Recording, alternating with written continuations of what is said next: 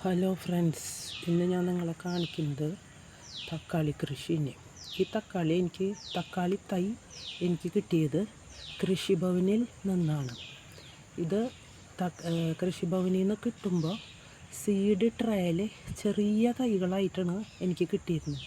അതുകൊണ്ട് ഞാൻ അതുണ്ടാകുമെന്ന് സംശയിച്ചു. പിന്നെ മഴക്കാലം കൂടി ആയ കാരണം ഞാനത് ചട്ടിയിലാണ് വെച്ചത്. അപ്പോൾ വല്ലാണ്ട് മഴ വരണമെങ്കിൽ നീക്കി വെക്കുക എന്തെങ്കിലും ചെയ്യാമെന്ന് വെച്ചിട്ട് ഇപ്പോൾ നല്ല രീതിയിൽ തക്കാളി തൈ വളർന്നു വന്നു. ചെറുതായിട്ട് പൂവിടാനൊക്കെ തുടങ്ങിയിട്ടുണ്ട്.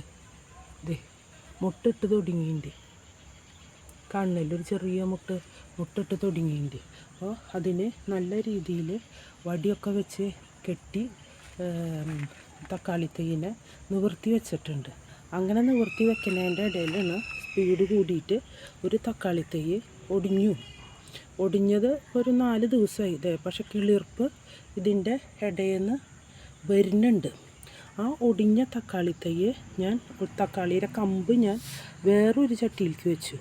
പക്ഷേ അത് ചെറിയ വാട്ടുണ്ട്, പക്ഷേ പിടിക്കുമെന്ന് തോന്നുന്നു. കാരണം യൂട്യൂബിലൊക്കെ എപ്പോഴും ഓരോരുത്തർ കാണിക്കാറുണ്ട്, തക്കാളിയുടെ കമ്പ് ഒടിച്ച് വെച്ചാലും പിടിക്കും എന്ന് കാണിക്കാറുണ്ട്.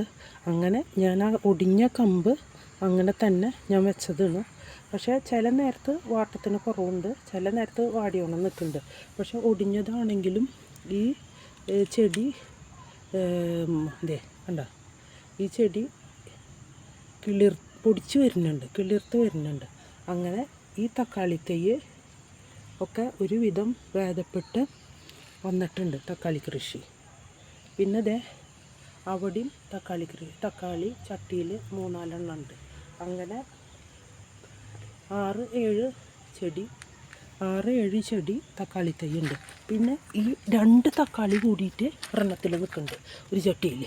ഇത് വേസ്റ്റ് ഇട്ട് കൊടുത്ത് വിത്ത് താനെ മുളച്ചതാണ്. അപ്പോൾ ഞാനത് മാറ്റി കുഴിച്ചിട്ടില്ല. ആ 2 തക്കാളിയും കൂടി അതുപോലെ തന്നെ നിർത്തി മണ്ണിട്ട് കൊടുത്തു. അപ്പോൾ ഇതിപ്പോൾ നല്ല രീതിയിൽ ഉണ്ടാവുമെന്ന് പ്രതീക്ഷിക്കുന്നു. അപ്പോൾ തക്കാളി കൃഷി ഇത്രയൊക്കെ ഇനി ഉണ്ടാവുമ്പോൾ കാണിച്ചു തരാം.